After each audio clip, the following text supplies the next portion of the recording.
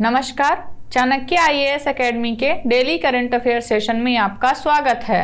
आज है 1 दिसंबर और 1 दिसंबर से जितने भी महत्वपूर्ण प्रश्न बनते हैं हम उन पर चर्चा करेंगे। हमारा आज का पहला प्रश्न है, हाल ही में दिव्यांग बच्चों के लिए आंगनवाड़ी प्रोटोकॉल किसके द्वारा लॉन्च किया गया है?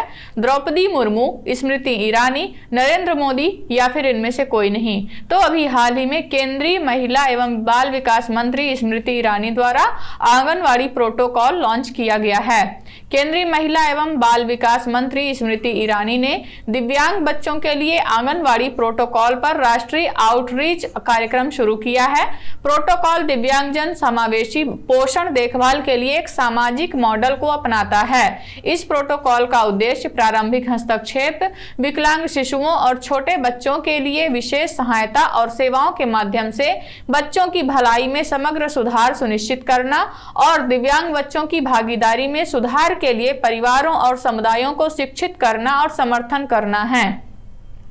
हमारा आज अगला प्रश्न देखेंगे, हाल ही में आधुनिक कृषि विज्ञान प्रौद्योगिकी केंद्र की शुरुआत किसके सहयोग से की गई है? विश्व bank, Asian development bank, new development bank या फिर इनमें से कोई नहीं? तो अभी हाल ही में विश्व बैंक के सहयोग से आधुनिक कृषि विज्ञान प्रौद्योगिकी केंद्र की शुरुआत की गई है। विश्व बैंक द्वारा वित्त पोषित राष्ट्रीय कृषि उच्च शिक्षा परियोजना और भारतीय कृषि अनुसंधान परियोजना नई दिल्ली, महाराष्ट्र के अहमदनगर जिले के राहुरी स्थित महात्मा फुले कृषि विश्वविद्यालय में जलवायु अनुकूलित कृषि और जल प्रबंधन के लिए आधुनिक कृषि विज्ञान प्रौद्योगिकी केंद्र शुरू किया गया है। इस परियोजना के तहत महात्मा फुले कृषि विश्वविद्यालय में कार्यरत संकाय को ड्रोन, रोबोट, आईओटी, कृत्रिम बुद्धिमत्ता, भौगोलिक प्रणाली, रिमोट सेंसिंग एवं पृथ्वी इंजन आदि जैसे कई उपयोग में प्रशिक्षित किया जाएगा। हमारा आज अगला प्रश्न देखेंगे, हाल ही में आयोजित भारत अंतर्राष्ट्रीय व्यापार मेले में उत्कृष्ट प्रदर्शन के लिए किस मंत्रालय को IITF 2023 में विशेष प्रशंसा पदक प्रदान किया गया है?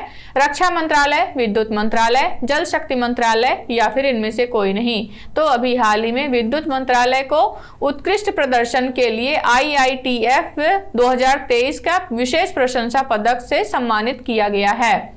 नई दिल्ली में आयोजित भारत अंतर्राष्ट्रीय व्यापार मेले के 42वें संस्करण में उत्कृष्ट प्रदर्शन के लिए विद्युत मंत्रालय को IITF 2023 में विशेष प्रशंसा पदक से सम्मानित किया गया है।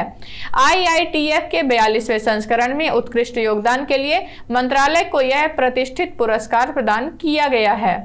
हमारा आज अगला प्रश्न देखेंगे, हाल ही में भारतीय नौसेना की निर्देशित मिसाइल विध्वंसक इम्फाल के क्रेस्ट का अनावरण किसके द्वारा किया गया है? नरेंद्र मोदी, अमित शाह, राजनाथ सिंह या फिर इनमें से कोई नहीं? तो अभी हाल ही में रक्षा मंत्री राजनाथ सिंह द्वारा निर्देशित मिसाइल विध्वंसक इम्फाल के क्रेस्ट का अनावरण किया गया है। रक्षा मंत्री राजनाथ सिंह ने भारतीय नौसेना की निर्देशित मिसाइल विध्वंसक इम्फाल के क्रेस्ट का अनावरण किया है। यह स्टील्थ गाइडेड मिसाइल विध्वंसक इम्फाल सतह से सतह पर मार करने वाली ब्रह्मोस मिसाइलों और पनडुब्बी रोधी स्वदेशी रॉकेट लॉन्चर से सुसज्जित है। हमारा आज अगला प्रश्न देखेंगे, हाल ही में किस देश ने 47 साल बाद डेविस कप का खिताब जीता है? भारत, अमेरिका, इटली या फिर फ्रांस? तो अभी हाल ही में इटली ने 47 साल बाद डेविस कप का खिताब जीता है। इटली ने 47 साल बाद डेविस कप का खिताब अपने नाम किया है। इटली ने स्पेन के मलागा में 28 बार की चैंपियन ऑस्ट्रेलिया को 2-0 से हराया है। डेविस कप की शुरुआत 1900 में हुई थी। अब तक 16 टीमें चैंपियन बनी हैं। अमेरिका ने अब तक में सबसे ज्यादा बार यानी 32 बार खिताब जीता है।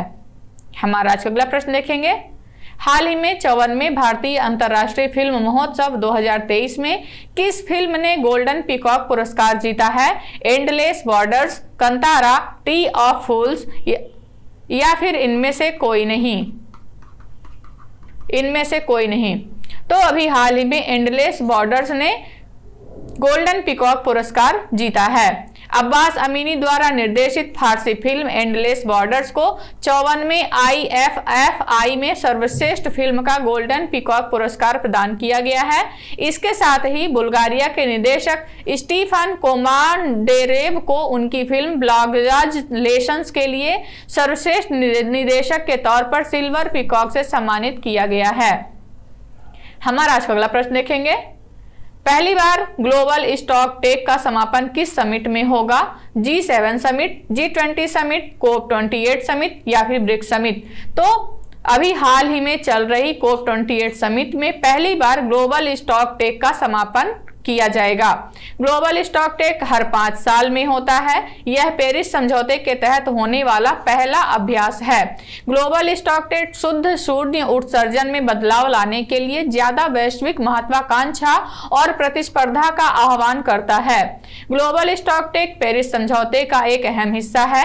यह समझौते के कार्यान्वयन की निगरानी करता है। ग्लोबल स्टॉक टेक जलवायु कार्रवाई और समर्थन पर दुनिया की स्थिति का जायजा लेता है।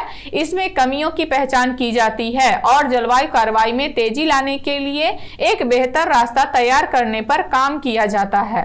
हमारा आज का अगला प्रश्न देखेंगे।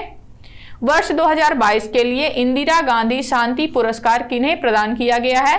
गैर सरकारी संगठन प्रथम, इंडियन मेडिकल एसोसिएशन या trend nurses association of India या फिर बी और सी दोनों?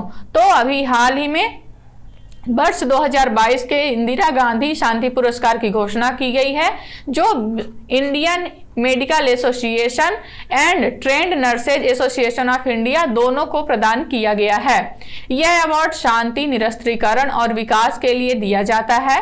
पूर्व उपराष्ट्रपति हामिद अंसारी ने IMA के अध्यक्ष डॉक्टर शरद कुमार अग्रवाल और भारतीय प्रशिक्षित नर्स एसोसिएशन के अध्यक्ष प्रोफेसर राय के जॉर्ज को यह सम्मान प्रदान किया है। दोनों संगठनों को कोविड-19 महामारी के दौरान किए गए कार्य के लिए यह अवार्ड प्रदान किया गया है। हमारा आज अगला प्रश्न देखेंगे। अंतर्राष्ट्रीय मानव एकजुटता दिवस कब मनाया जाता है? 27 नवंबर, 28 नवंबर, 29 नवंबर या फिर 30 नवंबर? तो अभी हाल ही में 29 नवंबर को अंतर्राष्ट्रीय मानव एकजुटता दिवस के रूप में मनाया गया है।